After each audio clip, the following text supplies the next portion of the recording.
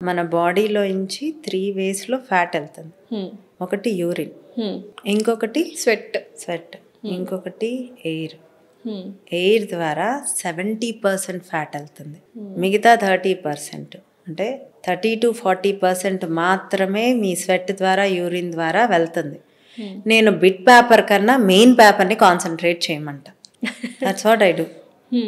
So breathe in, breathe out on empty stomach. When your insulin levels are low, your fat will melt and your mental health will become strong. You become calm. But add on physical activities also. Activity ఉండాలి.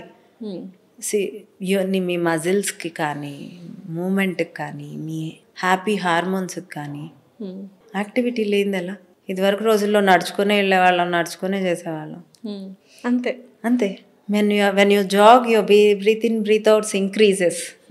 Obviously అక్కడ నుంచి కూడా fat, అది కూడా అలానే. Okay.